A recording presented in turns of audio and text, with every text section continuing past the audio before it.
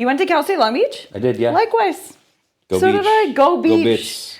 Yeah, go 49ers. Go, whatever the name of the group or whatever mascot you choose. Yeah, we don't have a mascot anymore. I try to explain to people, like, I've never been to a college football game. Yeah. Because I didn't go to a school with football. Yeah. And I didn't go to a high school. I went to a performing arts high school. So You went to OSHA?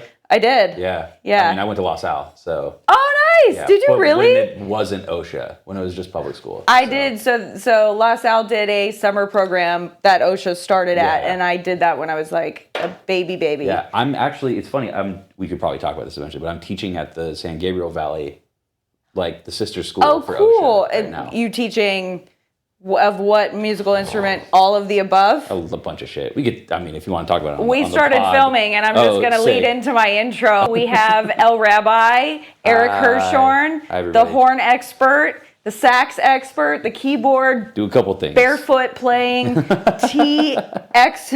Are you an expert on T? It's weird. In the T world, there's not like, I guess there's experts and there's masters and stuff, right? But it's always like, and you can apply, this is so funny. Everything I talk about ends up just like, I'll try my best to keep That's what I love. I love some tangents. I know it's an ADHD podcast. Yes. So yes. I'm prepared for tangents. Okay, cool. There's no like, I guess there's like a mastery of T when you like really stick with the practice for a super long time. But also there's just this like commonplace thing where like, this looks really like high art, fancy, whatever you want to call it. But like in the same vein, like lower class citizens in Taiwan and in Japan were drinking tea in like low income areas too. Mm-hmm. And like servants were, so it's like, it was also served at the top, but it was also served at the bottom. So it's like, there's no like mastery because there's so many different ways to do it. So like for me, enthusiast works or just like tea lover the word works. I was striving for and I had blanked on. Yeah. So where does one become a tea enthusiast? How did you come about just... Oh man, I guess like, and I can prep stuff because we'll sip as we go, right? Yeah. And this is part of your morning routine? I try and do this every day that I can if I'm not like... This is green tea. This is a green tea. This Hell is specifically a gyokuro, which means precious dew in Japanese. It's a nuts green tea where they grow the plant in a terroir, which is like the area of which they grow your different stuff, just like wine. Mm-hmm. Same as coffee, same with all that stuff.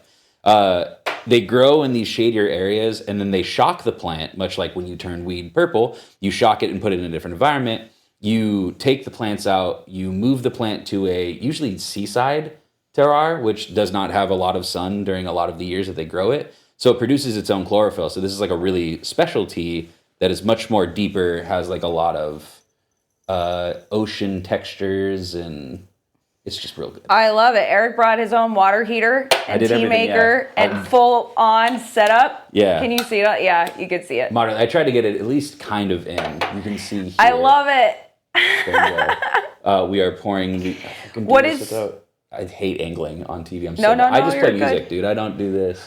Yeah, so... There we go. Okay, you can't even see it in the light. There's tea in there, I promise.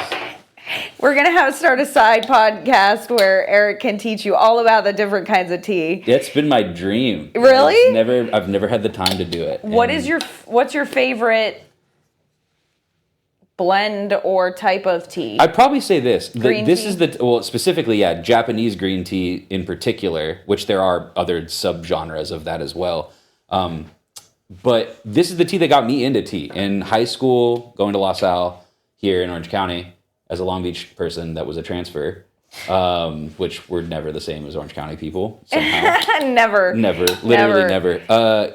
Me and my cousin, he was like, you got to try this tea. It's like only can be brewed at 140 degrees Celsius. And if you do it over a minute, it gets fucked up and it tastes like shit, but you have to get it just right. And it's really good when it's just right. So we nerded out over this tea for like a month, practicing how to do it properly and how to make it taste good. And like that water heater specifically can do different temperatures for what you need. And so you set the temperature for exactly at what you want it at. And you make it happen, and then you flash. You don't brew for like, there's a lot of misconceptions and stuff, but you brew really quick, and if you do it right, it's this really nice color and this really, really just like rich flavor and stuff. Do you drink coffee? I do. I didn't for a long time. I'll keep talking as I move. Yeah. I didn't for a long time, but I think for me, it just depended on what I was doing in the day. Yeah. We go quick, go about a minute, and I could probably eye the time on this guy. Make it happen. That's good. That's so sweet. Do you I feel the energy being brought back down a little bit. A little bit of an alignment happening already. The way that you poured that was so awesome. Do you meditate? I do. I think meditation too is more than just like, I teach this at the school that I get to teach at too, in a performance methods class that I teach and I've created, where you can also think of like meditation as like a daily integration, right? Like what you do, this is a meditative practice.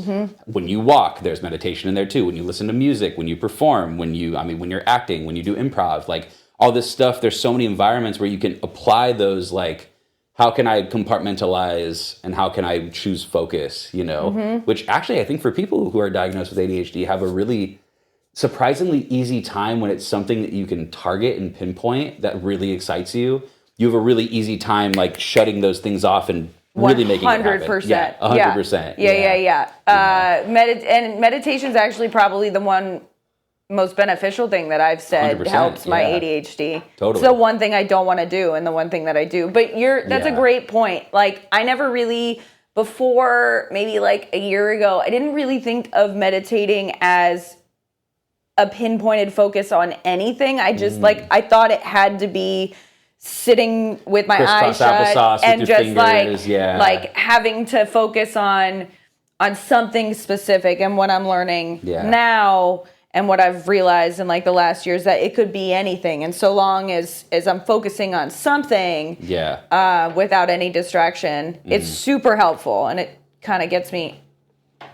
You tasting it? I'm just making sure. You can okay. How long do you have to like let it sit? What's the perfect? It depends tea to tea too. Like when it comes to this tea in particular, a lot of times it can be if your water's a little hotter, you can go for like just a minute so you don't burn anything. Or if it's, for example, if I've also brought like oolong, which is a type of like there's different oxidations of teas. There's different levels. This is it's all the same plant, but this is a darker type of brew that's a little bit more roastier. Ooh. Yeah, a little bit more caffeine content. I'm going to go on the deep dive later, and now I'm going to have to sure. Where do you buy this? I'm guessing. You can buy from anywhere, online from small farms. If you're here in this area, you used to have Tenyi that was right off of Brookhurst, but it's not anymore. You can probably either ship in from places or you can go into LA and you can go to Chado. Chado's a really good place. They have a location in I bet you LA has a bunch of for indie sure. tea spots that you can go to. They're in the arts district. They're right in the Japanese American Museum. There's also a Pasadena location. Chado's really good. Steeped isn't too bad. They're really good and they're just a good restaurant in general. But other than that, it's a lot of it is like supporting small farms directly. You can do online from like, Mayleaf or from, I like West China tea a lot. In fact, that's where I get a lot of my non-Japanese teas. Okay. They focus more on Taiwanese Chinese teas. And you can get, there's like African versions and there's such a laundry list, man. It's such a deep dive. I can see how one could get into the hyper fixation of teas. Oh my God, it's for sure. It's a and lot. It's not bad for you, right? It's really good. You just got to watch your caffeine intake. Oh yeah, have you ever had too much tea? Well, so there's a thing in tea, in Chinese culture called cha sui, and cha sui means tea drunk. So when you have a lot of tea, you can almost feel this like buzz on your skin. Kind of like when you drink too much coffee and you're just like wired and you're like, oh, fuck, man, I'm going, right? The Celsius for the first time. Yeah, and you're just quacking out, with tea in particular. And you can kind of see here, it's not like yellow, it's like a deeper green, Oh my gosh, it smells so good. Yeah, dude, enjoy yourself. Have a sip. Also, in green tea, that I've talked about this before, L-theanine. Yeah, it's huge. Is very calming. L-theanine's huge. There's a bunch of other compounds as well. You can just sip if you want to. So this is a really aggressive forward flavoring one. There's a lot of like back end to it, Very earthy. Very like what a green tea should taste like. Yeah, a lot of body to it. I could have even probably gone a little less, to be honest, on steep. It's still really good. I like how you took it like a shot. Is that how you drink it? You just sip it and then finish it off? Again, there's no correct way, right? How much do you drink in a day for the most part, if you're like at home? 2 pots. The thing is, like, in one of these steeps, you can like pretty much keep going. You can always keep pouring. And as long as you have the flavor and you're pulling things correctly, you can go how you can want to go as well. That was really good. Yeah. I really like that. This one's definitely a little bit more aggressive. I can see why, yeah. But it's not... It's not like overtly too much. But it's yeah. totally not like what I would get in a grocery store. Yeah, like, 100%. That's all watered down, it seems like. Yeah. So how long have you been playing for Rebelution? Rebelution I've been with for about, and you can just keep going on that. Rebelution I've been with about 8 years now. I've known the dudes for longer, only because I've been playing reggae since I was in high school, and I've been touring since I was 15. Holy cow. So, now wait, what did you just do right there? This is, I can show this to camera probably. It looks like a snail. I'm looking at that one, right? Looks like a little... I can't get into focus from this distance, but if I are you growing something? No, so this is a tea pet. So they're little like ceramics and stuff, and people make little pets. The idea is in Gong Fu Cha, which is what the practice is called, you offer some of your tea as like an equal thing to a I pet. love it. It's a sweet thing too. That's so cool. Usually with like oolongs and black teas and a lot of Chinese teas in general, you need to do a wash. You need to like do a first rinse, and then you just have to pour it out anyways. You can drink it if you want, but it's usually just poured, and underneath there's a tray. You take the tray, you dump it out, you know? Yeah, I played with Reb for about 8 years. I've known the guys for a long time. I've toured since I was 15. We could probably share that experience as being young people being involved in our jobs. Yeah. And it's been awesome, man. Knowing the guys has been awesome. I used to play in bands that we'd play their after parties, or we'd open up. And when the spot opened to play sax and keys, there's not a lot of other people who can play sax and keys like at the same time, or like play at the level that you're playing at. For sure. That. You're welcome. But yeah, no, it's been a blessing. It's been awesome. It's been super fun to be able to like, you know, kind of recreate. And there's been a lot of opportunity. Eric Hirschhorn, the lead singer of Rebelution, is a very, very nice, very humble dude. And I go and visit him all the time in Santa Barbara and hang out at his place and hang out with his kids and his wife. And we do a lot of music making together. So there's been a lot of opportunities since joining the band to help with production, help with writing, and like we help each other write, and we write stuff for the set sometimes. And our guitar player Kyle is also very involved with that as well. And yeah, it's super fun. It seems like you guys have a super collaborative group, and it's a big group. Like it's Huge. Not a small, you know, just your regular old 5-piece band. Oh yeah. How have you had to navigate working with all of those personalities, or are you kind of just like, I'm here for help if anybody asks? I struggle being, I know this personally for me, I struggle really hard not taking leadership roles and stuff. Cause I have a view of like, well, this is the most efficient way we can do this. This is how we can do this at a higher art level. This is how we can take this to a different experience. And I do a lot of that for other people. People come to me to ask for like musical direction, production stuff for sets and for set designing of how we can rewrite songs and reharmonize them and do different things to them. And I'm really used to doing that. So with Rebelution specifically, it's a very collaborative experience. Everyone has a lot of input. Rock is kind of the de facto lead, so he has a lot of say on a lot of things, and I trust a lot of his vision. I think sometimes, at least I know for me, in many bands that I'm in, if something's not quite moving at a pace that I feel like feels comfy and feels good, I'm like, hey, we can push the envelope a little bit, which isn't always the best thing. I definitely put my foot in my mouth a lot, just because I'm like, yeah, we all do it. We all do it, because I'm just like, Let's go. Guys, go. We can do this better. We can do this more efficiently. But also that's like not giving regard to how other people are feeling and their experiences and how they move through it. And like, gotta take responsibility for that. Like, can't push that on other people when your speed works like that, right? You can talk about it for sure. So what do you do to kind of help bring it back for yourself? Because I put my foot in my mouth all the time, and I don't know how to get out of my own way sometimes and not just direct. I think it's like checking in with awareness, you know? I think when things are happening and I can feel myself being like, we can do this more efficiently. We can do this maybe a little better, you know? Like, better. Yeah. I kind of like try and look at how other people are reacting, or like stop and think about it, or remove myself from a situation. I'll be like, I'm going to take a quick 5 in the bathroom and just be like, wow, what am I feeling right now? Yeah. What's going on? That's a good piece of advice. Like, I'm just going to take 5. I just need a minute. Yeah, I think that's like the biggest thing, man. So many people are so scared of like just like being okay with removing yourself from a situation, you know? That one really made me realize, like, seeing whether other people are the problem. Because if I say, like, hey, this isn't going anywhere, I'm just gonna, I need to just decompress and like take 5 minutes.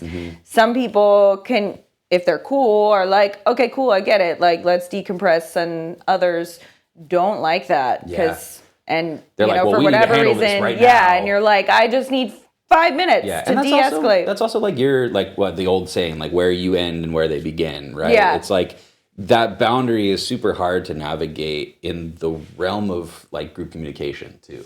And if someone else has some stuff they're struggling with in general, it's like you don't know what they're struggling with, so you might be coming up against how you process versus how they had a morning with their partner or something. So it's like you're already fighting against a tide that's already fighting against your tide. So it's like, how can you just go, I need to not, this is not going to yield anything if I move forward on this, right? Yeah. Which, like, is so tough to do. It's not easy to just show up and be like, oh, I got this. I'm a perfect communicator. It's like, no, I'm going to fuck up all the time. I'm a perfect person. Yeah, nobody's a perfect person, man. How did you know that you had any musical gifts? When I was young, thank God for parents. Yeah. I have very supportive parents. My dad is a musician, not a famous or a very good one. Does he know that you're gonna say that? All the time. He's the one who says that. And like he's fine, dude. He's a great bass player and a great high harmony singer. And as a kid, he had like a cover band that played like, you know, Beach Boys and stuff locally and played park gigs and stuff. And he'd let me, like, as a kid, I'd be crawling on the dance floor and kind of just like listening and stuff. And he got me piano lessons when I was super young, when I was like 4. So I started practicing when I was 4. And he was always like, I want to make sure that you can be better than I ever was. And like, it's funny enough, it kind of happens like that, you know? Like, you give a kid enough time and space with stuff like that, they can really, you know, cultivate something. And they can make it happen. I fucking sucked at sports. I was terrible at sports. Really? I was fine in school, bad at sports. I could golf. I was on golf team, but like, that's golf. Like, golf's fun. Golf's good. It's fun, but like... Golf's fine. Golf's fine. All right? I've been having this conversation for the last week. Like, people are like, you know, the boys' game is golf and like spending all day out on the green. I'm like, it's just golf. All right? Really, we're hitting a ball. Yeah. And like, I mean, funny enough, it is really interesting to like receive how different it can be, you know? Like, golf can really be a narrative for life if you really think about it, which is another funny thing to think about. Which is what every golfer will tell you. But 100%. But for me, I think like I get so competitive and judgmental of myself in sports in general that when I participate in sports like that, it's just like and golf's such an inward sport. You're not really competing against someone else unless you are in score in comp. Yeah. But like it can be such a if you don't have good like boundaries with yourself and how you treat yourself. Oh man, you're stuck out there for 18 holes, just beating the shit out of yourself, just like, God, I suck. I need to practice more. Now I'm only on hole 5. This sucks. I got to do this for another 2 hours. Yeah. That's me. That's me all day on the green. My entire family golfs except for me because I just apparently don't have the form. But it's funny. I was kind of like you. I was very creative and artsy and like team sports specifically. I was the kid on the soccer field picking the grass. And I was like, what is this? Literally the same, dude. Literally the same. Which is funny because you watch these competitive sports parents and like, you know, they're insane and then they're making fun of the kid. I'm like, I was that kid. I was the kid that was like, what's Jennifer doing? And I'm like, no one's involving me. No one's throwing me the ball. Why do I have to stand up and play? Yeah. Like, leave me alone. I think I got like 2 goals. They put me through every sport. I got 2 goals in 4 years of soccer. And most of the time I was not fucking playing the game on the field, man.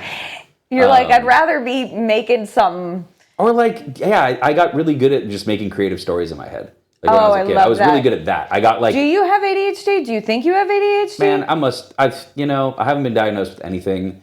I hyperfocus. That's okay. This isn't I a space hyperfocus. where I for sure. you obsess. I obsess over a lot of You're very things. multifaceted. Yeah. 100%. It could be small form autism. It could be ADHD. You know, like I have a lot of friends who for sure have ADHD and autism. Yeah. So like, you know, like I don't know. I've been much more like tuned into what it looks like and how those tendencies work and like understanding them. I haven't been diagnosed. I probably, if I did go, I probably would be. I can't go to a restaurant without cars passing and being like, I can stay on this topic.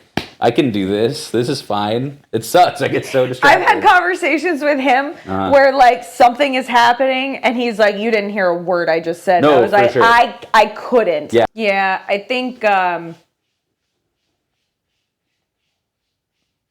in the litter box. I couldn't. I was like, what does that sound? See, I fucking just went there without even realizing. I was like, what is happening? You know what? Because I thought one time if I locked them in that room, they scratch on the door. I don't even know why I'm explaining why I just got distracted, but I got distracted. It's funny that you said that because I think a year ago is when a year and a couple weeks ago, I started this podcast, or I restarted this podcast, and I'm pretty sure what I said, it was my first episode because I like couldn't get out of my own way, and I just kept like overthinking like this little shit or like angles or whatever, and like I broke down, and I just remember like, I think my first episode was literally me in tears. And I think the one thing that I said was like, I need to just like start giving myself more grace. Yeah. I just need to like be nicer to myself. Yeah. And I think that's the hardest thing I always struggle with is like, shit, I didn't get this done today. Or like, I've got too much going on and I say yes to everything. And like, are you super sensitive to rejection? Oh, God. Well, I mean, it kills me. Yeah. For sure. I try and act like it's not. Of course, right? Because that's like our suit of armor, as like especially as performers. Yeah, right. You're like, supposed. I'm sure you know as an actress, it's like it's the same thing. Like that experience is super difficult, and then like more on top of that too.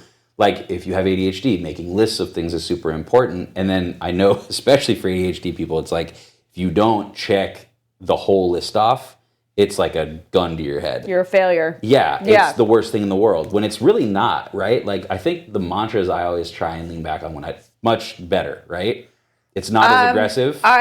Yes. Then the first sip. The first sip was the most aggressive, but I also feel like I like this buzz. This isn't like a drunk buzz that's got like too, it's just like a nice, like I was like, oh, I feel energized. Yeah, totally. It's just a kind of like an inner boost, right? It's a different kind of caffeine high. Checklist. Checklist. I always try and hit mantras of like, it's okay to be okay. It's okay to not be okay.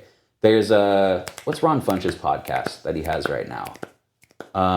Getting Better, I think. It's killer. It's incredible. I don't think I've seen it. It's either doing better or getting better. Okay. But Ron Funch is an incredible comedian. Yeah. Incredible actor.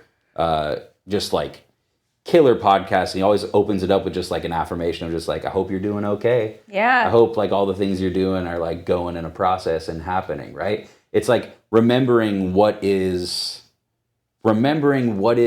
like, what is okay and what is really not okay that we allow ourselves to feel. Like, it's okay to be okay. It's okay to be not okay. You can feel sad. I mean, on the way here, I was listening to the new Bon Iver EP, and I was like, yeah, I'm going to cry a little bit before this interview, and like cried a little bit because I've been having a hard couple weeks of just like, I had my first off weekend in like 2 months. I hadn't had like an off weekend because like I teach 4 days out of the week later in the day, so I'm sitting hour and a half in traffic from Long Beach to San Gabriel Valley, and then like usually I'll have like a fly date on a weekend or like 3 gigs because that's what you do in our job field if you don't have a really big successful project on your own that you own. But yeah, I mean like really just like being okay with what's occurring, right? Just like being at home and not having anything to do. And like also just feeling the feels. Just being a human. Remembering that we're in a meat sack and we're here and we're moving and like you can't fault the sack. Yeah. You know, like it is what it is and it's gonna be what it's gonna be, you know? I definitely think those are the important things. We're in a that meat realm, for sack. sure. I love Yeah, these are the meat sacks, man. Into your previous question, my dad started me young. Great, excellent recall. I do this shit would all not. day, dog. This is every conversation I ever have is like a branching tree in my head. That's just like, we started here, okay? I'm not gonna forget it. We're gonna fucking come back. Likewise, except I forget the branch beforehand. Yeah, for sure. So nice job. So my pops got me started young. I did piano lessons, blah, blah, blah. I learned bass after that. And then I kind of just started eating instruments. You know, I was like, I picked up saxophone in middle school, and it was because they wouldn't let me play bass in the orchestra. And my dad didn't remember that there's a string orchestra concept. So they just threw me in a band. I was like, I want to play electric bass and rock. And they were like, pick a band instrument. And I was like, oh, shit. Okay, I guess I'm playing saxophone. And they just put one in my hands. And then I learned it. And then, like, it's just kind of committed to it. And, like, learned guitar in the process. And then if you learn jazz saxophone, you need to learn flute and clarinet to make it in LA because it's part of, like, doubling and union work and stuff. And oh, so that's how you know flute and yeah. Okay, and the trombone or I don't know trombone. Not trombone. Would you just say clarinet? Clarinet. Yeah. You don't know trombone. I don't. I do not play Interesting. brass instruments. Brass instruments don't translate as well. Huh. Yeah, people can do it. Like, it's very doable, but it's also like really tough on your embouchure and how your mouth works. Interesting. Sax is my favorite musical instrument. It's my least favorite, funny enough. Really? Yeah. You just probably because I just fucking do it, so I don't want to hear it. You know? No, so I was in. There goes your favorite saxophone player. That well, I can do that. Yeah. No. I still trust one? me. Yeah, I Okay. do. I do. It's not that I just hate saxophone music as a whole. You know. I do really enjoy. I was like, what did Kenny G do to you when you were younger? Come on. He made a fucking Christmas album as a Jew, like every Jew did. I'm Jewish. Don't worry, it's okay. We do that. Funny enough. What was I gonna say? Favorite saxophone players. I have a lot of favorite saxophone players as a jazz musician. First and foremost, I have a lot of ones that probably won't land for many of your listeners because they're not.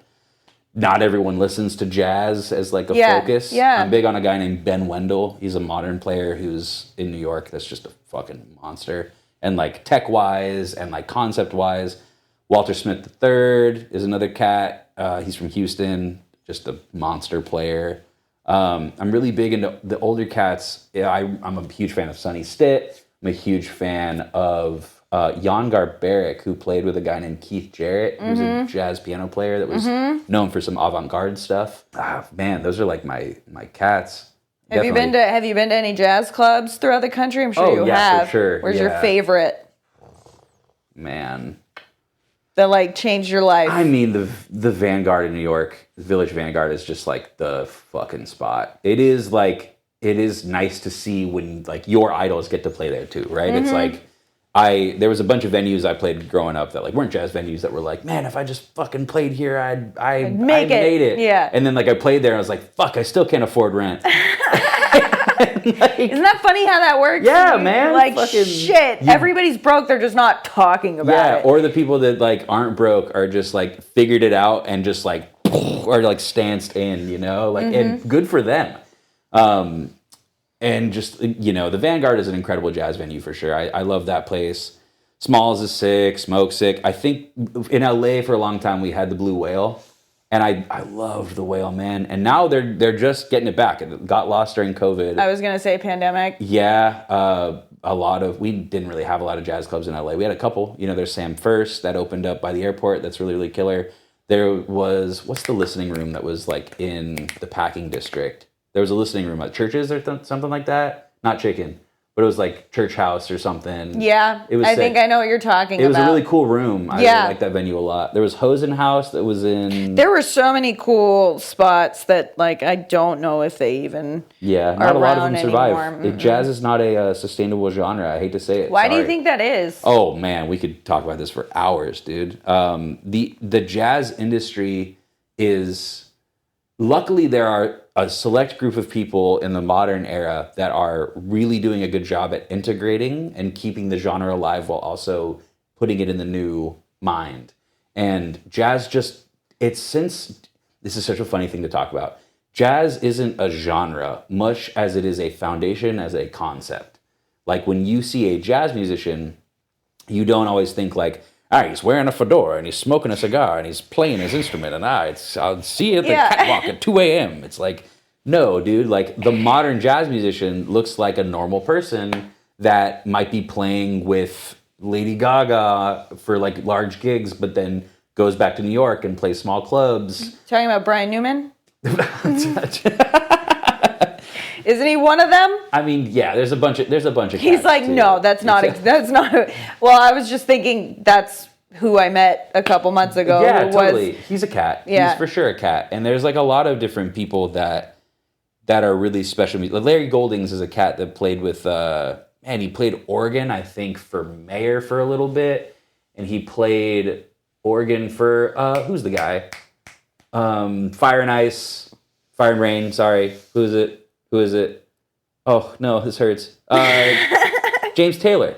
Yeah, he played organ for James Taylor. Yeah, right now. And he's done a bunch of crazy tours with a bunch of artists. And, like, he has a lot of projects with, like, Scary Pockets and, like, all these, like, cool kind of funky LA groups that do, like, fun, like, very musical, artistic music that's still kind of related to pop stuff. Yeah. And that's kind of how you have to do it, is you have to really... Jazz musicians can wear so many hats, and we can spread it's why I do so many things, is because that's how we work as jazz musicians. And it's scattered, and it can be so chaotic, and it's so wacky, but it's like, it's the way we know how to do it. And sadly, it's how our industry works as well. Jazz music does not make a lot of money on its own, because you can talk to a lot of New York, some of the greatest jazz musicians you've ever met. And the only way they're really making money is if A, they have a position at a school that they can teach at, B, they have summer festival routine tours in Europe, not at here. Because jazz festivals here in the States don't pay as much and don't focus on modern jazz, instead of like booking UCLA Jazz Fest and then like Tony, who's the guy? Raphael Sadiq, who's an incredible artist, plays with a lot of incredible people, isn't strictly a jazz musician. So you'll book Java Jazz and like there's like a pop artist headlining and it's like, well, what's going on here? You know? Yeah. Like they have to go to Europe to play festivals to make money in the summer and then come back. There's some people that say they had to take like line cook jobs just to make rent for a while in New York when they didn't have like a school position or like a lesson track or like consistent gigs with a big touring group, you know? Like with Reb, I am on with them full time. In fact, in LA, if I only had that, I probably wouldn't be able to really make rent unless I people don't talk about that a whole lot. Well, I'm not really supposed to, but I'm okay saying it because it's true, right? LA is an incredibly hard place to live. Yeah. And for rent especially. And I had to pick up a teaching gig in the meantime while I'm at home to be able to compensate and save a little bit and maybe consider if I ever wanted to buy a house. Like, that can't be in LA because I can't put $200K down on a place that's $1 million house. That's a hunk of shit too that I can't fix up. Right? Like, it's terrible. And that's why jazz isn't like a convoluted way to say jazz as a genre right now is like going through this interesting motion where the artists are reforming how it looks and trying to stay relevant while also learning how to incorporate into the modern era. You know, playing with hip hop artists, having these jazz focused hip hop groups that can kind of be this whole thing, as hip hop is kind of a child of jazz. You know, there's a whole lineage to it. So I think jazz isn't going to pay you unless you are working as a union paid session artist doing session recordings for movies in LA, or you're in New York and you're the next biggest thing and you're touring Europe and you're grinding and you're selling tickets and it's grueling, you know? But in other genres, there's other ways to do it. And I feel like we are such a foundational and not a genre that you can still have jazz musicians like Jeff Coffin plays for Dave Matthews Band. You know, Rashad Ross plays for Slightly Stupid and played for Dave Matthews, but has the Monkestra and he plays lead trumpet in that. So there's options, right? I have noticed an influx, though, of jazz musicians. I'm guessing they are jazz-trained musicians within, like, the Cali reggae, rock, like, getting incorporated more into the live performance aspect of all of these bands. Because we can adapt, and we're, like, trained in improvisatory, like, memorization. It adds such an amazing element to concerts that I, like, now don't want to see a live performance without. Like a whole totally. horn section just like adds, you know, well, like. And think of this too, like how accessible is a horn instrument? Not super. Yeah. If you think about people in the general day-to-day that are musicians that want to be musicians, they're like, I'm going to pick up the guitar. I'm going to pick up the bass. I'm going to pick up the drums. Super easy to like get on those and kind of just learn them. And probably more affordable. Definitely way more affordable. Yeah. Cheap saxophones are still like $700. Damn. Yeah, my horn, like thank God my parents helped me get my first one, but I got my second one in high school and I paid it off, and like all the work I've had done to it since, like it's not even what I bought it. It's like modded and that's cool. It was like, it's worth, probably if I sold it now, probably half the worth of my car. Damn. And it sucks. That sucks because I put all that in over time. And like, I guess that is like what you equate to like how you get gigs and how you practice and stuff, you know? Yeah. It's a long list. It's a laundry list of like how to figure it out and how it works. I think jazz will survive the test of time. I think so too. I think as a genre and a listening music, I hope more, because we see trends in young kids and how they listen to stuff, and artists like Kamasi Washington that have done really cool things in between, like are really good examples of people that can take jazz and make it accessible. And like, I think that's how it more lives, is you have your branches. Like I have projects, I have my jazz stuff that exists that I release that no one fucking knows about because I'm not good at promoting on my own without management. And then I have that like gospel chop, hip hop, anime cover group we do. And then there's Reb, and then like there's what did you just say? Anime, gospel chop. Anime gospel chop? So gospel chops is like type. It's a type of playing. Okay. You hear like church musicians play. Yeah. A lot of like Justin Bieber's backing band and Big Sean's backing band, and you name it. All these hip hop artists. Usually, most of the artists have come up in a church environment and have these like shredding chops that you only find in like gospel churches or like Baptist churches or Pentecostal churches. Oh, that's so cool. And like, it's a style of playing that's very like unique to that range. And if you've played with artists like that, you can kind of learn and you can practice that stuff.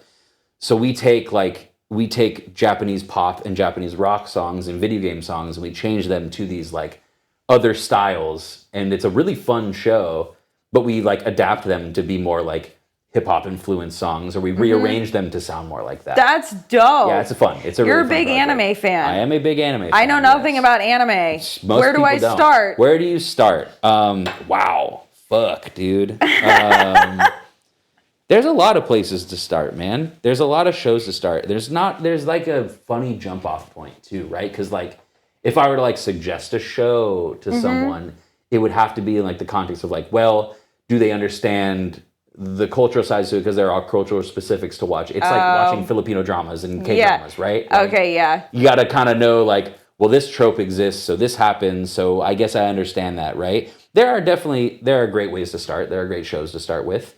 But there are also a lot of like variations on the types of things you can watch too, right? If you want more of like an adult experience of like a show that is much more focused on like heavy narrative storytelling, which there's a lot of that for sure. Or if you want something that's like pandered to young adults too, you know, like that exists too. I'm trying to think what's like on Netflix or like Hulu right now that's like a good entry point. I'd say, man, fuck. This is such a hard thing to consider. Think about it really quick. Hold on.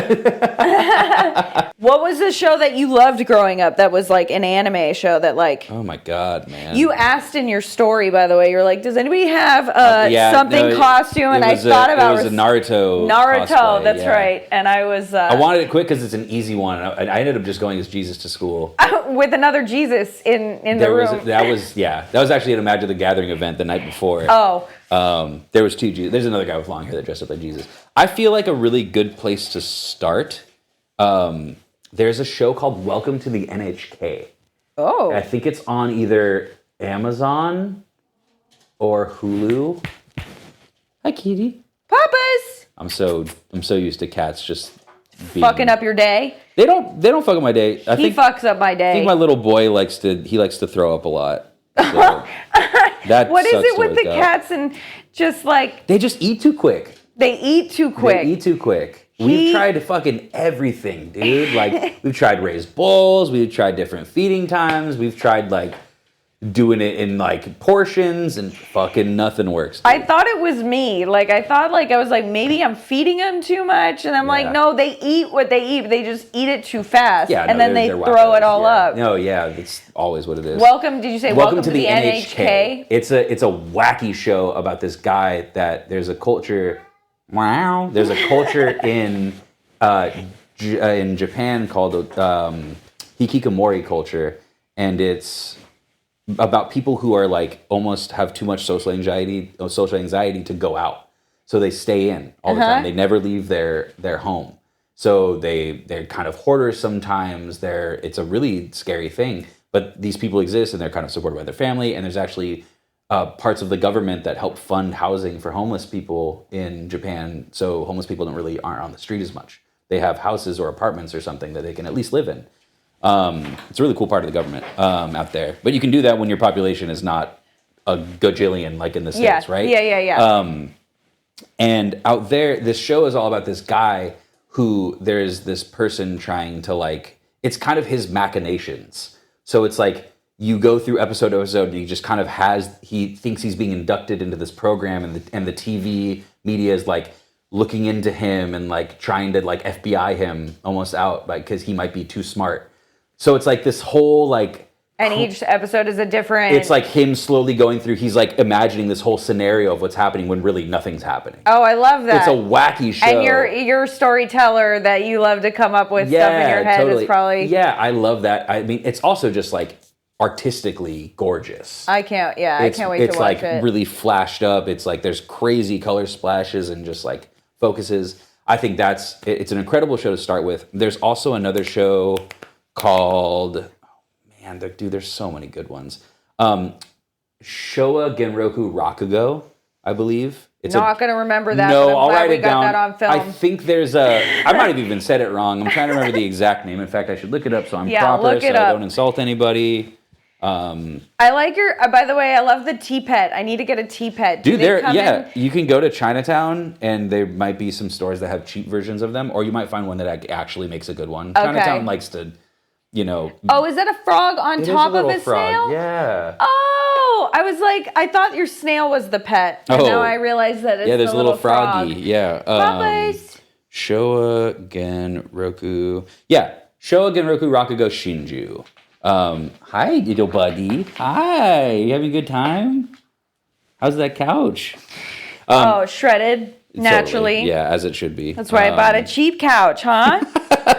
So this show, Showa Genroku Rakugo Shinju, I believe it has another name that's like a shorter one.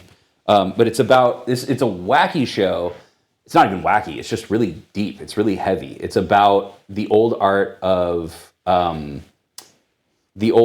like storytelling performance, like in kabuki, like makeup and actors telling these old stories in a theater performance. And it's like this really renowned old art in the Showa era or the Meiji era. I forget which era in Japanese history it's specific to. But in the story, you follow this like renowned master and their pupils.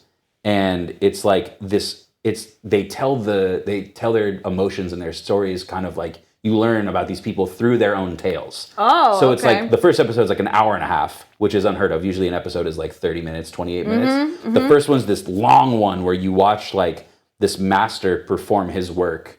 And then it goes on to this like flashback of him and his best friend coming up as growing masters and taking on the names of their masters as they become people. And it's like you watch them go through like addiction and like you watch them grow through growing their art and hating each other and like one of them like passing away and like just... Oh, so this is like really adult. Yeah, that's like this is a super content. Usually it's like a really anime mature. As a whole is usually pretty mature. Even these ones that are intended for young adults. Yeah. It's like still pretty, some of the stuff like seinen is a genre that is very like almost like gory and aggressive and gnarly, right? And then there's also these younger shows that are kind of fun romps, but they're really, really deep concepts as well. Like, you know, shows like One Piece and Hunter x Hunter are these very known shows in the public. Hunter x Hunter is still one of my favorite animes of all time. Hunter x Hunter. Okay. Yeah, incredible show, but it's like a you know, people fighting show. But like if you look into it, the way that the author has constructed the power system is very in depth, and how, you know, magic and stuff like that works. It's like looking at Harry Potter and like analyzing how that stuff works, right? Yeah. And if you go like beyond those things, you can kind of see this greater storytelling narrative that's like you can really dig into, which I think is really cool. Yeah. You know? Yeah. I would start with Welcome to the NHK. Okay. I would start with that one if you want to watch something that's really deep, but it might be too heady. Yeah. Like it might be too deep and heady. For sure. To start with. You Okay. know? All right. Steins Gate is incredible.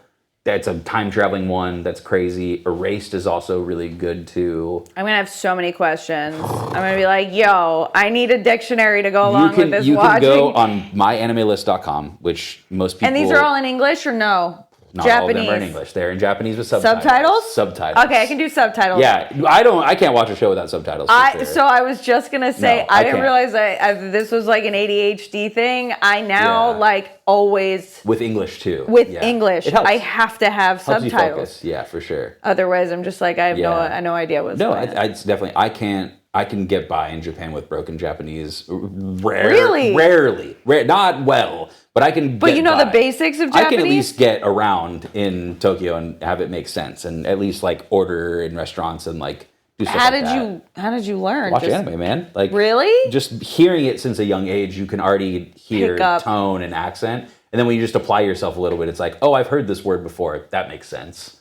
You know? Yeah. So funny enough, it does teach, but then there's also like things that are specifically only in anime that aren't conversational, that are like, you know, you learn that over time. I'm like going through all of the things back to the original question of where we started. I don't fucking remember. I'm like tunneling. So you teach music. I teach, yes. I feel like I'm mainly a performer. Now at this point in my life, I feel like I've kind of had this transition to my buddy who played trombone on my jazz album we played together in college. Called me out of the blue one day before I was going on a Reb tour, and he was like, hey dude, like I need this spot filled. I can't find anyone else that can do this. And it was a pop program keyboard position. So I'm a piano teacher, mainly is my position at this school. I teach the popular music keyboard program at California School of the Arts, San Gabriel Valley, which is OSHA's sister school in San Gabriel. So you went to OSHA. It's pretty much the same type of program. They have the same day and then conservatory classes. In the afternoon. Exactly, yeah. So I teach conservatory. Do your students know how cool you are? My students don't give a fuck, dude. Seriously? They don't give a... I could be fucking... I could be Jesus and they wouldn't care. And I was Jesus for Halloween and they still didn't fucking care. Yeah, they don't give a shit, dude. I don't care if any of them see this. I don't care if any of you motherfuckers are watching this and somehow watch this. I don't Nobody think your students should be like, I should be picking up every piece and wealth of information that this guy is putting down. Dude, like, I don't know, man. Like, it's funny. It's funny to me. I get it. How old are they? They're like high school? 9 to 12. Oh, yeah. So what do you think, I'm going to take a bunch of tangents, but I had a question. So what is your opinion on like that generation of children and their relationship with music? Be honest. In what regard?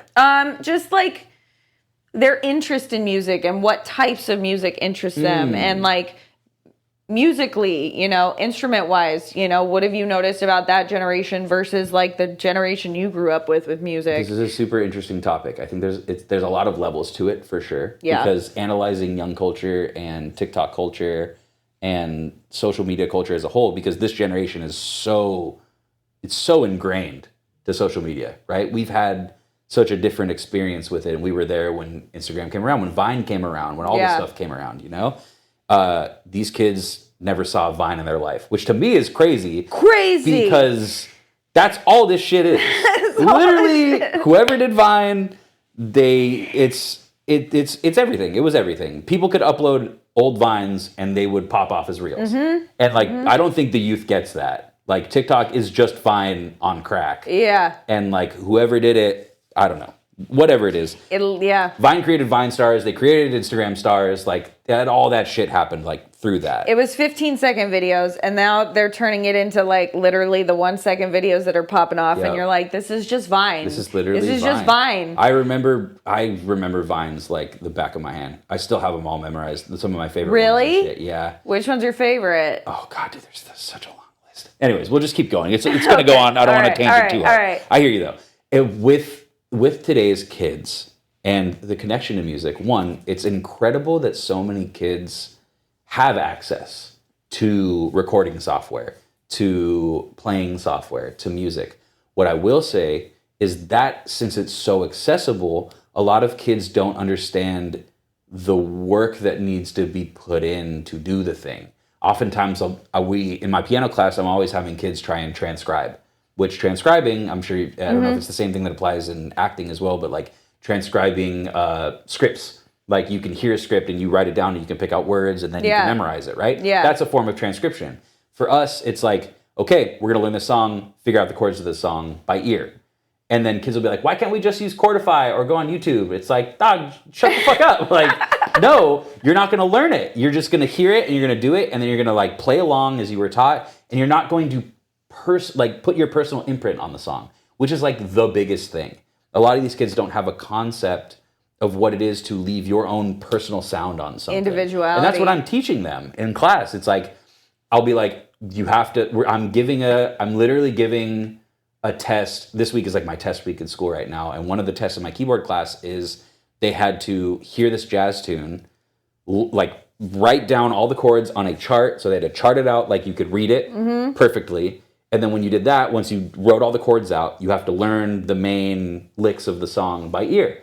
And half the time I had kids email me like, Mr. H, why can't I do this? Like, this is so hard. It's like, dude, just if you do it, you'll get it. So like, do it. Just fucking do it. It's so easy to just get up there and fail. And I think they're more scared of that. They don't agree with the aspect of like, I'm like, you got to throw shit at the wall like a monkey and hope it sticks. And if it doesn't, what does a monkey do? Picks the shit back up and throws it back on the wall. I don't talk like that in class. I swear to God, parents. But like, it's that concept. If you did, that'd be awesome. It slips every now and then. Yeah. You're like, fuck. Here's a jar. Yeah, exactly. Yeah, and I feel like there's so many, and it's the same thing with rejection, right? It's like rejection becomes such a hyper focus, I think, for this youth because there's such an eye on them all the time with social media. That rejection is almost this like gigantic hook that they're not willing to just have. When music, specifically art as a whole, you got to fail on a drawing to get better at a drawing. So you need to be able to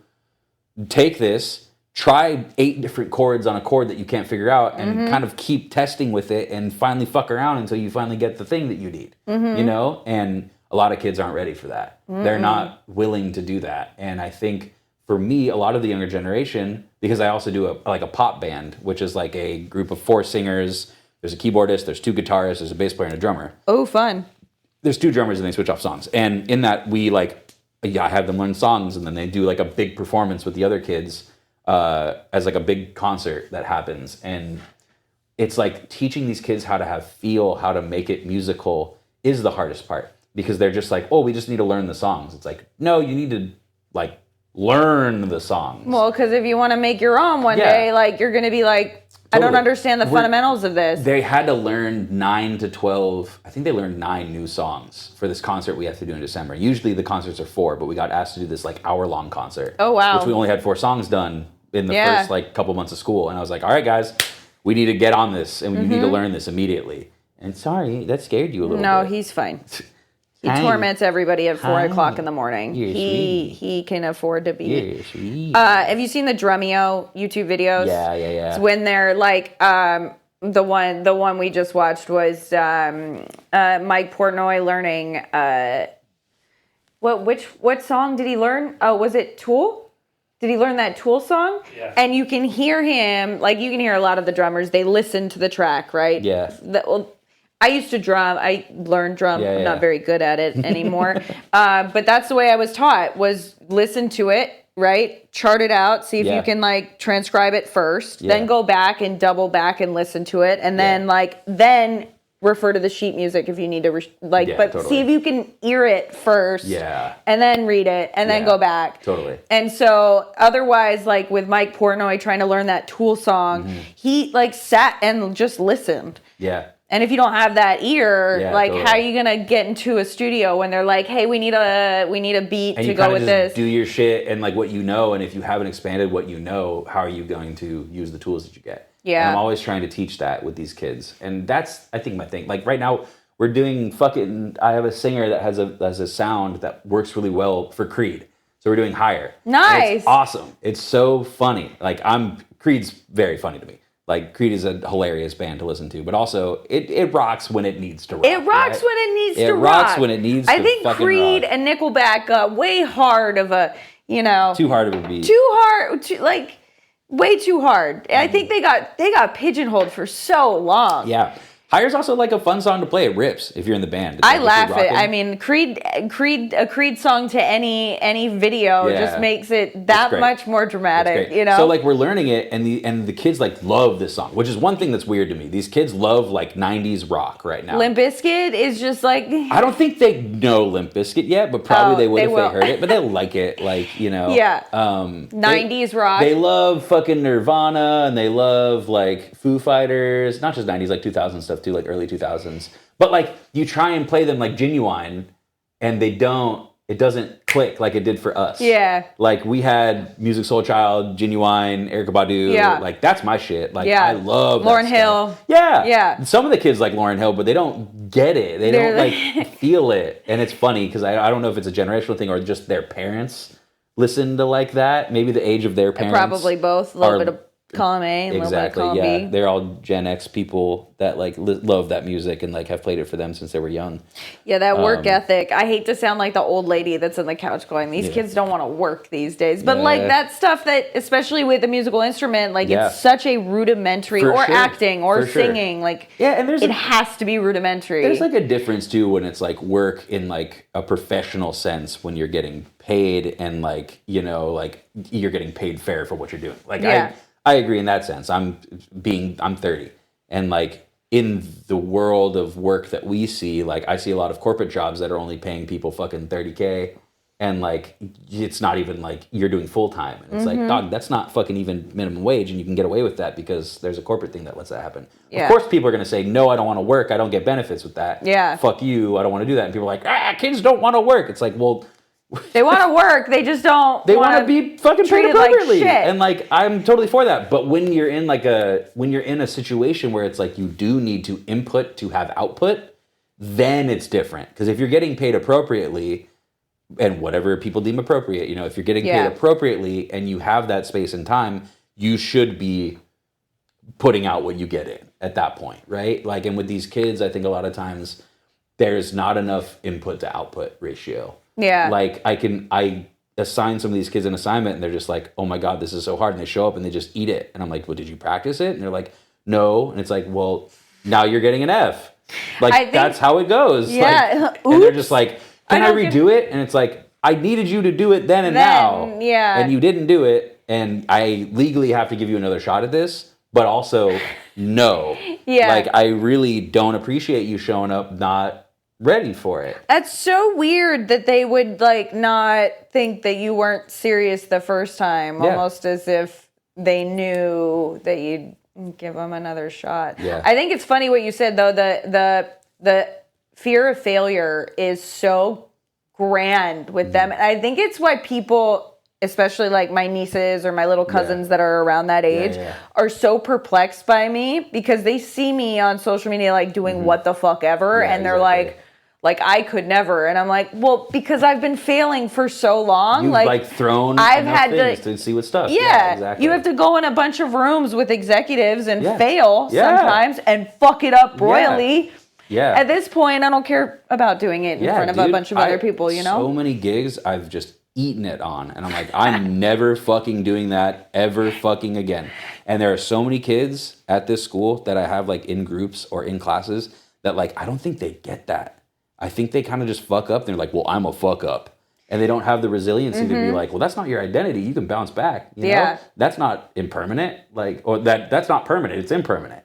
You know, there's like an infinite impermanence to that routing, right? Is like you can fail, and I don't think they've developed that backbone enough yet, which makes sense. They're in high school. They haven't had a lot of opportunities to do that. People like you and me went to execs, did auditions at a young age. Ate that shit. Yeah. My first tour was with John Mayer when I was 15. Holy cow, and really? Like, it was a thing with Berklee College of Music that was like an in-between thing that I did. Don't discount that. That's a big deal. And I mean, like, in that, I saw so much of what to do and what not to do on tours. And like that discerning factor really helped a lot. And I think like also my parents, I mean, being supportive is incredible, you know? Yeah. But also holding you accountable, right? Like, they would show up for practice. Like when I was practicing at home and they'd be like, hey, how's it going? Like, what are you practicing? And I'd be like, fuck, I wasn't actually practicing what I wanted to practice, you know? And like, I remember in high school, I like auditioned to get into the big band, the jazz big band, and I fucking didn't make it. And I was like, oh, that sucks. But I showed up with like my pants sagging. I just came back from the beach and like surfed and I didn't give a fuck. And like my dad was like, dude, what the fuck? Yeah. What did you do? Like, what the fuck? Like, yeah. He's like, you're going to get fucking back in there and you're going to go to this camp in the summer and you're going to get into this program and show that you can handle. And I was like, fuck, you're right. Like, yeah. And then like, just like every band I've ever played for where it's like you learn the music. I've had people show up and not know the music, and I've shown up and not know the music and just ate it on gigs. Yeah. I just did Modest Yahoo for 2 weeks a little while back because they needed a sub and no one else was available. I had to go back for Reb shows in the middle. I did 2 weeks on keyboards I had never played before. So like a Prophet is a type of synthesizer that has a very unique sound.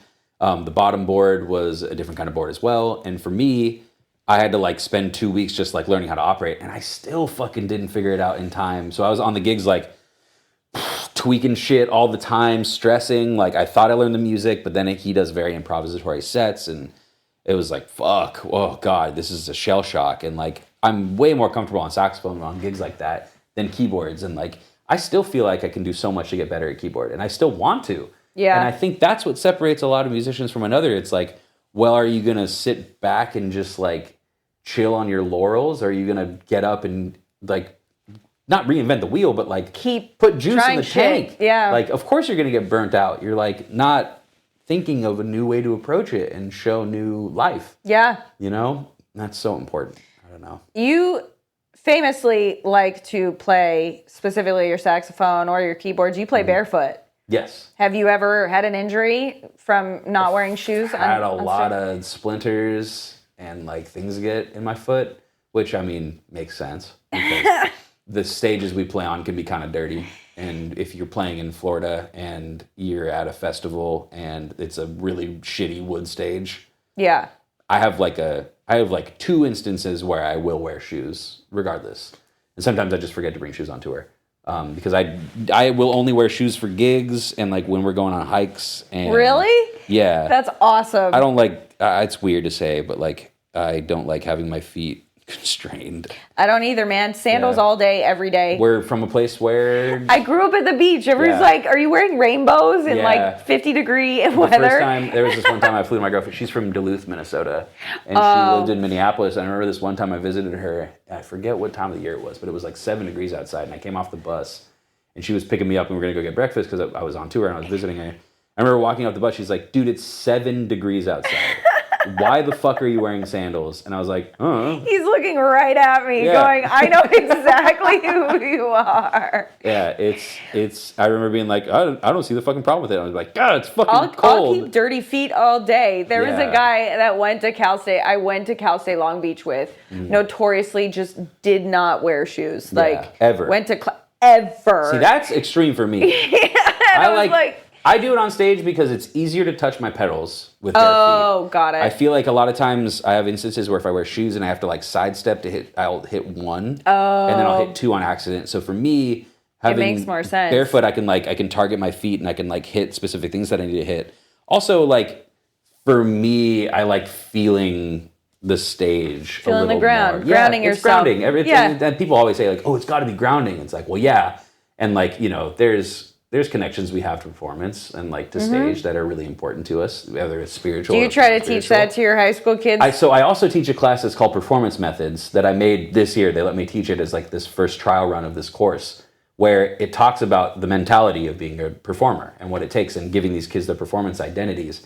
And we talk about, I have a bunch of theories about like this thing called like the greater show method and like this like all these different talks of like dealing with stage anxiety, dealing what it's like to be a leader like on stage and all this stuff. And I love teaching the course. It's like my favorite thing to teach in general as a musician. Yeah. A goal in life would be to like be able to, maybe if I could get a doctorate one day, if I had the time, or my master's, and teach it as like a college course, because I feel like it could be really good at the high school level, but it can be really good at the college level to help these kids kind of get out of their comfort zones. Yeah. Because that's really what it is. I had the kids like write a rap last week on Tuesday. They wrote a rap in their instrumental class, because I have a vocal version and an instrumental version.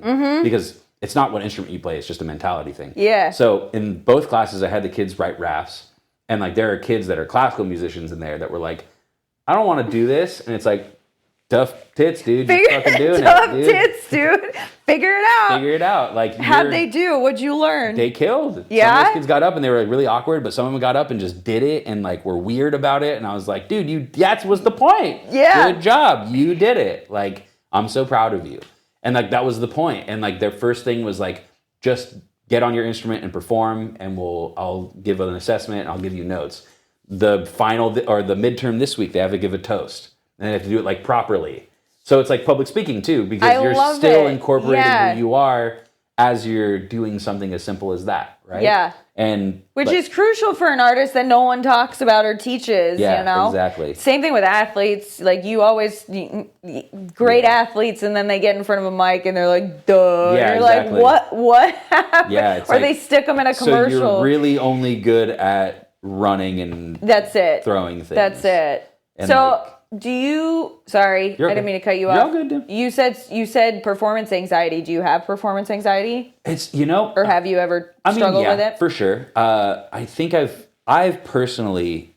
It's weird to say never, but I think at a young age, I like wanted to perform so bad that the perception that performance anxiety was bad, I'd get scared for sure. But that's the thing, though, right? I teach a lot of people that.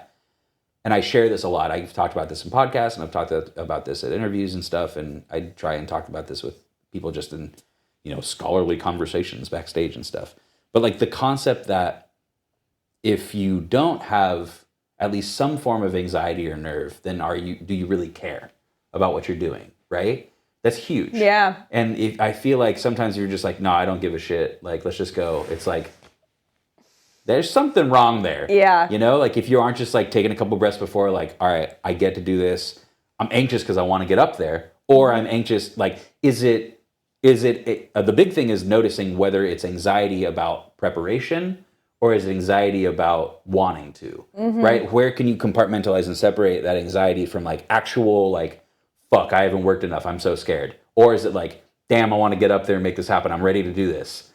It's like being able to notice what those anxieties are and pinpoint them and be like, okay, I didn't work hard enough and I'm about to eat shit and I got to really fucking focus. Yeah. That's scary. That's a scary thought. Or mine, which is I have prepared enough. I just feel like I'm just like a super big self-critic. And so like sometimes the anxiety for me is like, I know I've done the work. I'm afraid it's going to go wrong anyway. Yeah. The You're fear already of like just, putting the I'm stick in front of the bike. Yeah. Always. Oh, always. That's just, I've learned to get over it. It's taken a lot of like therapy and meditation and hypno and like doing all of this stuff to like get over that. But like, it's because you care and you're like, I just want to do well. Or I've had times where I've like, monumentally fucking failed in public. And so and I think with like people like you too, like with Neds and like with the whole thing with concept as like an actor or an actress, right? There is the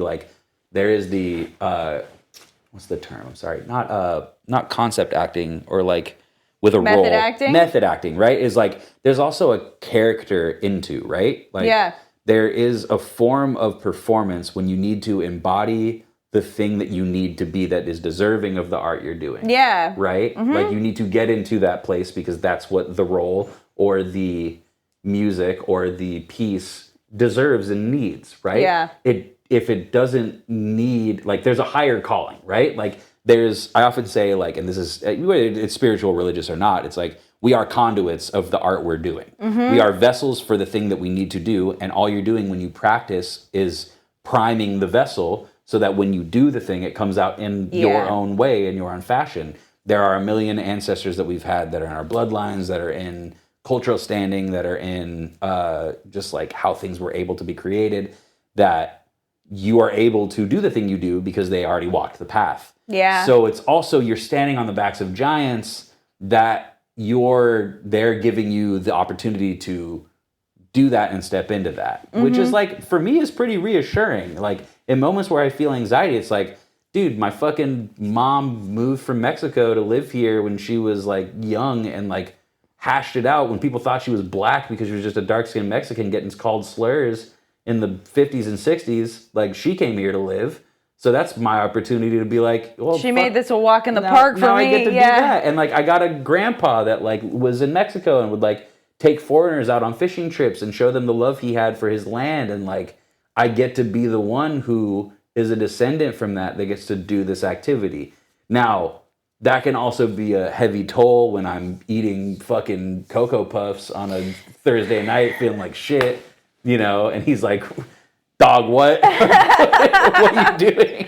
But like, I also don't need to put that pressure on myself. You know? Like, That's the sweet thing about like beyond just like what is deserved in that moment. I think with performance anxiety as a whole, it's like, are you really in it? Like, are you disassociating? Are you really there? Are you really getting in that Staying concept? present also helps with that anxiety. Just like fucking connect with like what's happening right now. Yeah, and also staying present to prepare for a better future. Right? Yeah. Like, practice, making sure that like you are like, okay, I want X and I need to do Y to have X. And like, once I do X and Y, Z is the reality of what I'm creating. Right? Yeah. Like, if I want to be the next greatest chef in America, what do I need to do? Well, I gotta get knives that work. I gotta practice my technique with them. I need to practice my time. If I want to learn tea correctly, it's like, well, you need to know the length of brewing. You need to know the different types of stuff you're getting. You need to know what matters and what doesn't matter, you know, like, and that's also a fun part of hyperfocus, I guess, is like a superpower, right? Yeah. People with ADHD the super like, obsession of the superpower hobbies. of like, you get a thing and you're like, ooh, I'm fucking drilling this thing into the ground and it's never going to get old. That's how this whole fucking podcast got made. I was like, I just want to try and like figure it out. And then it like grew. And luckily for this, I was like, this can't just be a hyperfixation. It's way too expensive of a hobby. No, for sure. You know? Yeah. Your hair is so magnificent.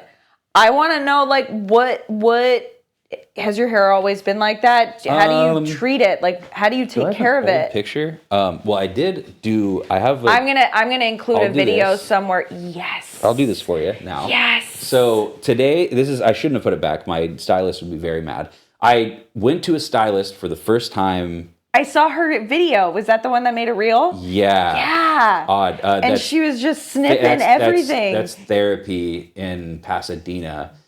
Basically, for me, I struggled with hair for a long time. I had an afro for most of my youth. It was just a big puffy fro. I could probably find pictures in 5 seconds.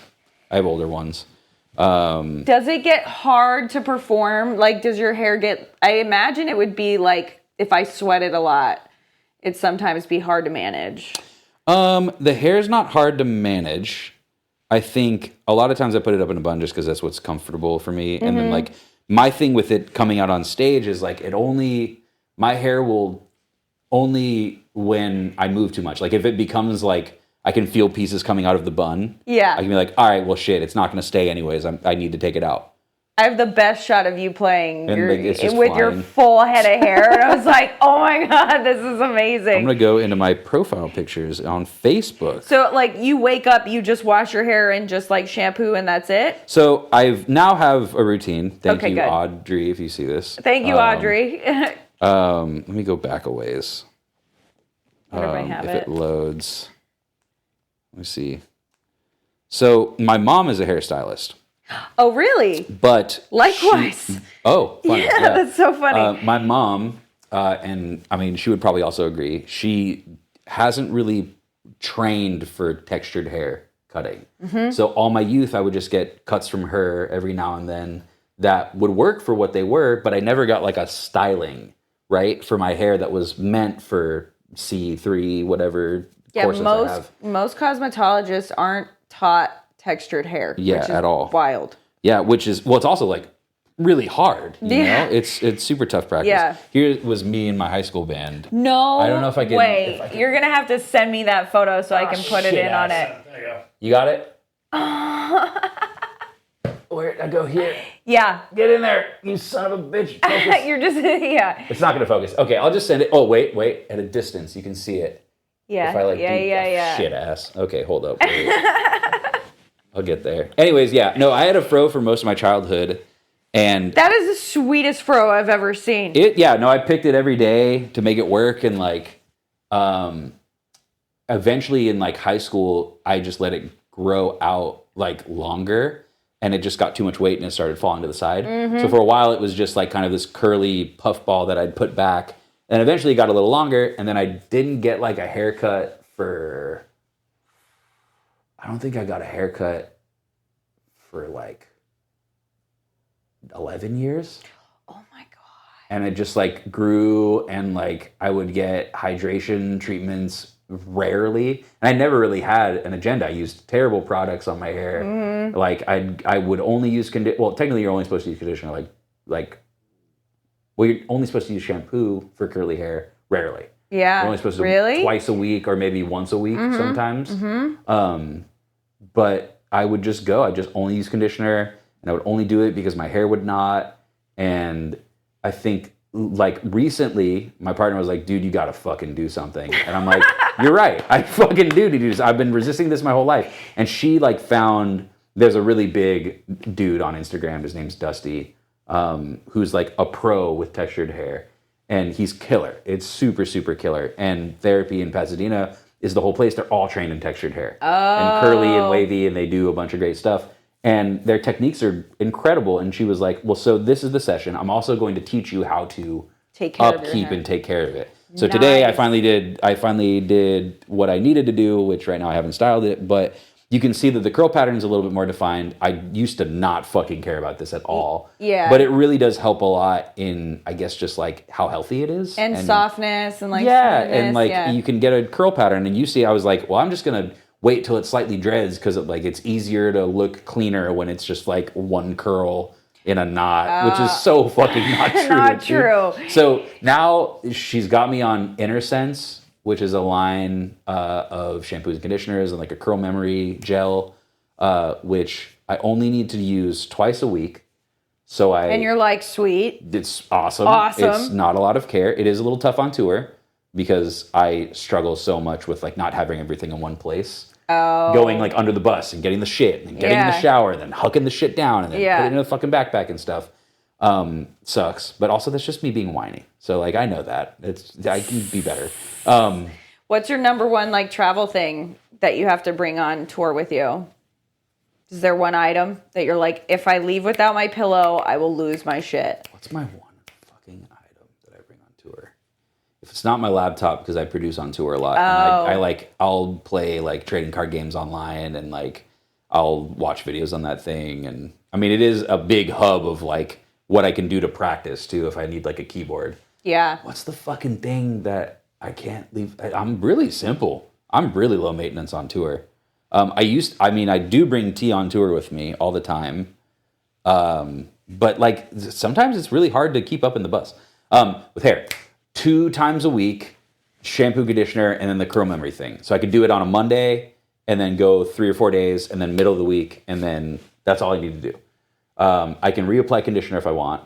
But you go shampoo in and you apply and then you pull it back and then you use the residual to go under and then you kind of get in between and clean what you can.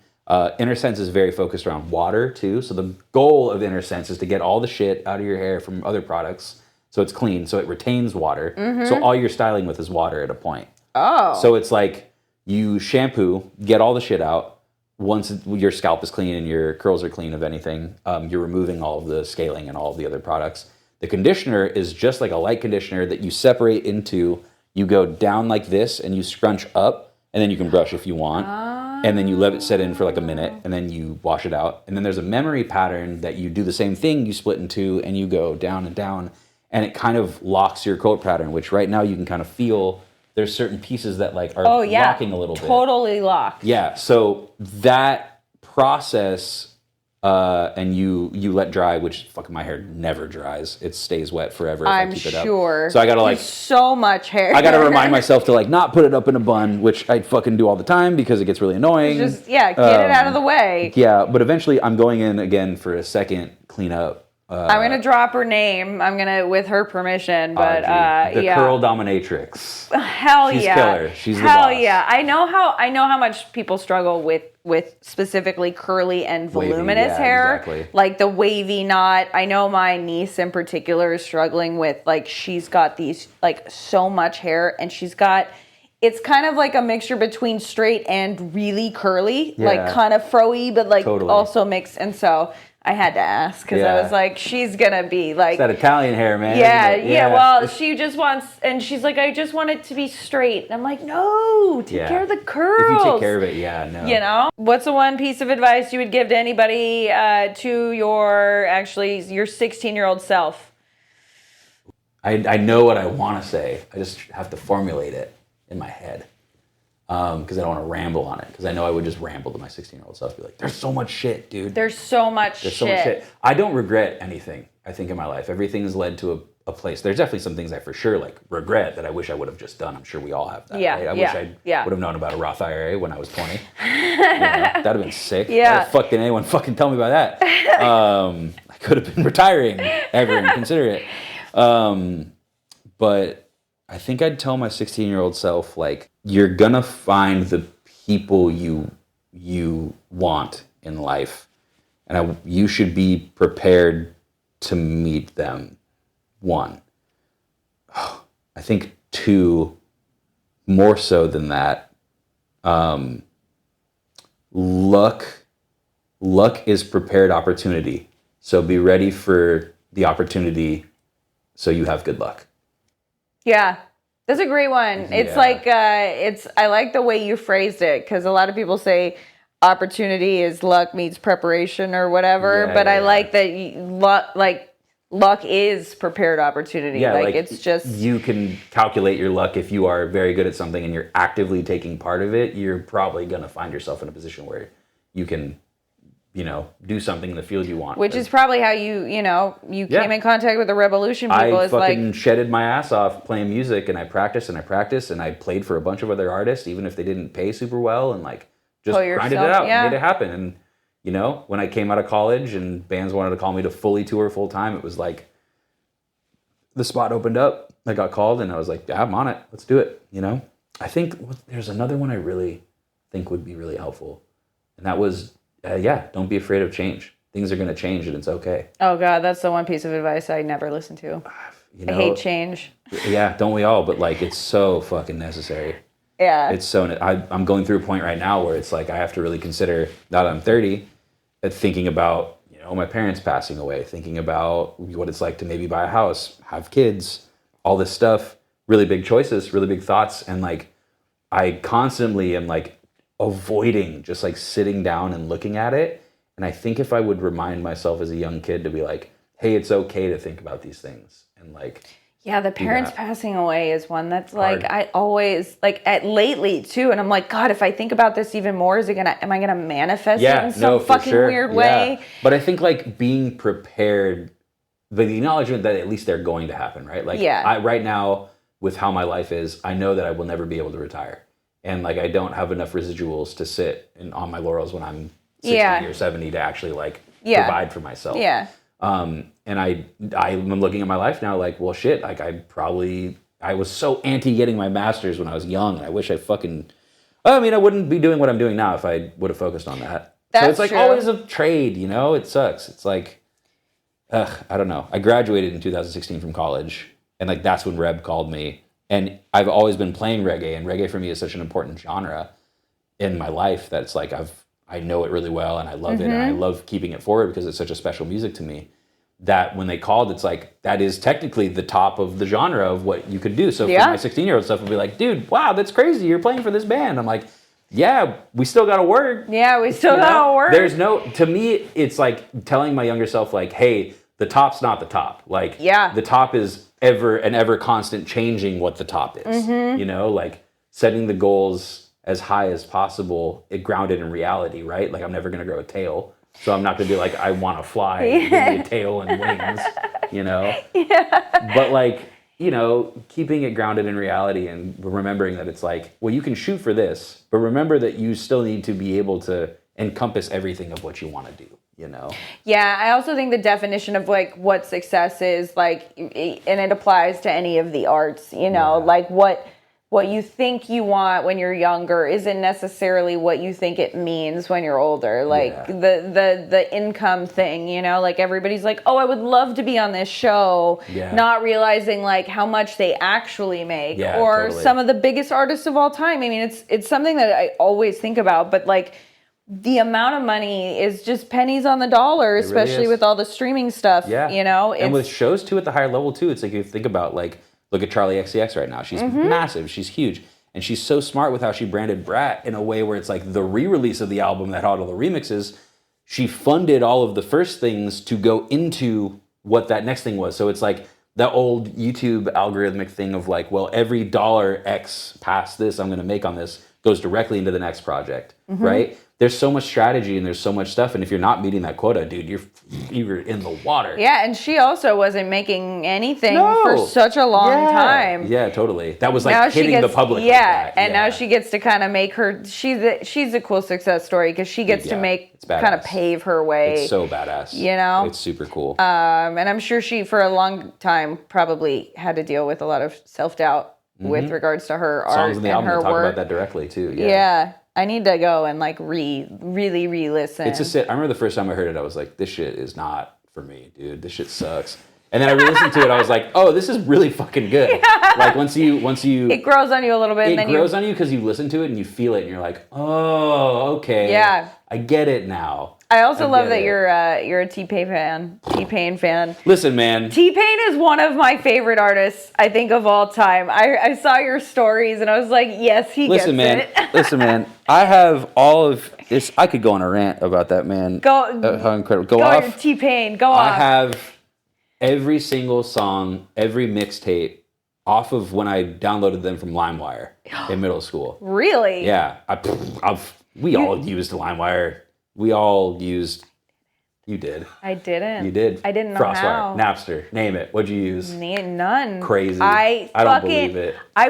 Really? I don't believe it. I bought it off of iTunes. I thought the FBI was going to come knocking on my door. I also knew that Lars Ulrich was suing, and I was a huge Metallica fan. I said, I'm fine. All right, okay. That's all I need. Serious. Okay. And that makes sense. Here's the thing. I wish I would have downloaded music for free. It did absolutely nothing. Because you know what? I downloaded all of those iTunes songs, and they ended up just taking them away from me anyway, and going, you don't know this song anymore. And I'm just like, bullshit. I've had this song since 2004. Here's the fucking thing, too. I mean, like, I don't know if you've seen the South Park episode where they talk about it, too. Like, it's so gold, because it's like they show this. It's like, here's Master P. All his son wanted for his birthday was a private island. And I see a kid with no private island for his birthday. And it's so fucking true, man. Like, I get it. Streaming services really did a lot for us in the older days. And in these days, it would be great if Spotify, and we have a whole new business model of how it works. And it is nuts that, like, I release a song under El Rabbi with the lead singer of Reb. It's got about 50,000 plays. And it's only got me like $193 off of all those plays. Oh my god! On just that platform. So Atmosphere. So Slug had an interesting kind of. I thought he was going to be, because I mean, you think about like all of these massive artists with their songs and like how little they get paid. I used to do I did royalty accounting for a little bit, and I was like, that shit is wow to look at. You look at the recording contract and then compare it, and then go in the system and like add it up, and you're like, Belle Biv DeVoe should not be making that much off of Poison. Like that's nothing, you know. Totally. And everybody knows that song, and so it's just like. But Slug's kind of position was, you know, for every 10,000 streams that I'm not getting paid for. That's 10,000 listeners or potential people that could buy my merch or could decide to go to a show. It's a vehicle because you have to operate in the confines of the new vehicle. Yeah. We can't, it's almost like it's a giant that you can't fight, right? Like you cannot personally go in a 1v1 cage match with the CEO of Spotify. Yeah, I wish I could. I wish we fucking could. I wish we fucking could. I would do it on behalf of every artist out there. I think every artist would love you for that. But that's the thing, right? It's like, how do you operate it? You change the mentality, right? Like you have to think, okay, I'm not going to get anything from this. If I don't, how can I reframe it? And it's like, okay, well, yeah, that's a person that might come to my show if you are touring on your music, which some of us aren't. That's a person who can come to my show and buy my merch, buy a ticket to the show. That's what matters. And no matter what, they're probably going to show someone else that thing or make a playlist with it that might get paired with another artist that might get suggested. So there's a whole routing to it. But, you know, for me, T-Pain, I don't own, I guess, because Limewire, but like I have all of his discography, including lost mixtapes to like datpiff.com when datpiff was around. And like, I'm going to ask you for some. Be like, can you send me a copy of some of these songs? I could. I have them. I have them all. So you have them literally all. They're on. So T-Pain is like a Maxwell data disc. Holy cow! With like a bunch of fucking songs and like the features too, and like there's a bunch of features he's been on that were never on the radio, and like I don't know, man. And you're going to be on stage with him in March, April? May. Oh, May. Cali Roots is in May. Usually. Cali Roots Festival. Yeah. With Rebelution and T-Pain and a bunch of other artists. They're going to release a bunch more. Dude, I know they said this is just the first announcement. I was like, people are fucking. I'm sorry, people. You gotta fucking smarten up. When a festival releases a first announcement, like you don't need to go, oh, what about this band? It's like, dog, you got 2 more fucking announcements, maybe 3. There's a lot more opportunities to release that your favorite band might be released on the show, but don't take the first announcement as like, that's with locations too, right? Yeah. Like if they drop a first announcment, they're like, well, what about bumfuck? I don't know. I'm going to make up a I love random middle America state. You're not coming to fucking... You're not coming to LA. It's like, we're always in LA. Yeah, dude. Every year, Reb always plays Red Rocks. And every year, we don't announce it until we can announce it with like... a lot of people don't know about like radius clauses. When you play a show, there are some venues and some contracts that don't allow you to play in a certain radius within a month count because of ticket sales agreements and stuff. So they'll be like, why are you going to San Francisco after LA and then San Diego? That's dumb. Why are you doing that? It's like, dude, there's contracts. There's stuff behind the scenes that you don't know. And beyond that too, it's like, on a tour, our tour this year was really small. We did just the West Coast and then a couple different other close things only because our lead singer had a second kid. Oh. So like, everyone's like, I guess Reb doesn't fucking love anybody. Fuck that guy. It's like, no, dude, we fucking have lives. Like, I get it. To you, it might be like an image thing, and we might just be like an entity. But it's like, no, there's people behind this. It's a lot of considerations, and I'm sure with how many? What's the most people you've had on stage at one time performing? I mean, 9? We're always since the additives of the horns. The largest we've been has been the 3 of us, me, the trumpet player, and then the guitar player, Zach and Kyle. And then you have the 4 original members. So we're like the core support, and then they're the 4 original guys. So it's 7 for a while now. Yeah, that's 7 schedules and calendars, and like everybody's got different. Not to mention 19 to 21 other people on the tour that are the crew. Ooh. And like other things. And that's just on tour. Like for festivals, it can be a little lower for sure because we don't have like upkeep crews and like A2s and A1s and stuff. But yeah, I mean, I'm glad that you mentioned the radius clauses because a lot of people don't know about that. Yeah, I've been trying to find a way to like, Coachella's a big one, right? EDC is a great one. Exactly. I know a couple of lawyers for both entities that have Golden talked Voice about that. Yeah, who like if you don't notice somebody in LA or in Vegas between, I think they said Coachella's a 90-day before or after, right? Like you can't be within a 300-mile radius for the next. Reb played the Palladium like a couple years back. I think it was on our 2020 2020 tour, maybe? Like our post-COVID tour, 2021 tour. We played the Palladium. And I was like, fuck yeah, I never get to play in LA with most of the bands I tour with because we're always doing festivals that are Long Beach or they're like adjacent or like super close. So like I never get to play the fun LA venues unless I'm like on a sub gig or on like a for hire crazy gig. So like playing the Bowl with Taylor Swift was like a one-off thing because a friend couldn't make the set and we were just playing to one song too. Oh, so but that's better for you though because you can kind of interject yourself in different and be like, I'm technically not the whole band, so I can go wherever the fuck I want. Yeah, no, it is a beautiful part. Legal semantics. Yeah, it's a beautiful part of. Well, that's what Gwen Stefani did too. Really? She did Cali Vibes, which is a Long Beach festival, and it was that's Gwen Stefani. So that we were talking. Coachella was no doubt with Gwen Stefani, right? It was got it because we were wondering. I was like, why? Yeah. Why did she do it like that? But that makes more. That's an explainable answer. It is a loophole radius clause thing. She's smart. Yeah, she's smart. I would do the smart same. Lady, dude. Well, Eric, it has been a pleasure and an honor to be here. Well, I appreciate it. Thank you, and thank you for the tea. Of course. We didn't make the other one. I didn't, but it's okay. I always bring a gift with me, so if you want to get into it, Bango, here, you can even put it on your behind until you use it, like behind here until you use it. Thank you. Yes. Oh my gosh, I'm going to get some. Gift Chinese tea. It is I'm pretty sure it's a black tea. I have to remember which type it is. But. So wait, how much do I put in? You can put pretty much like half of that thing in a small container. In the like steeper, this. You can even do it in a cup too. You could do a regular ass styrofoam cup. It doesn't matter. However you want to do it. If you have like a mug too. Okay. Go like 2 teaspoons. If you have like a bigger mug, if it's a smaller mug, just do 1. Okay. And then just fill hot water into it. And then if you have a strainer, you can put it through a strainer. 3 to 5 minutes. That's not what you did. You had a whole bunch of stuff that This is my strainer. But what temp do I have to have the water? Black is boiling, so you're good. Oh, yeah. Okay. Yeah. Okay, so you gave me something easy. You said, this is 100%. Foolproof. You're not going to fuck it up. Where are you playing next?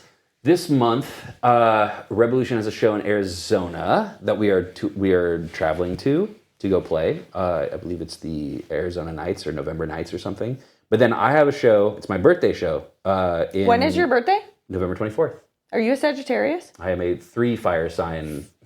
Fuck yeah. Fuck yeah. I knew I liked you for a reason. Sag Sun, Aries Moon, Leo Rising.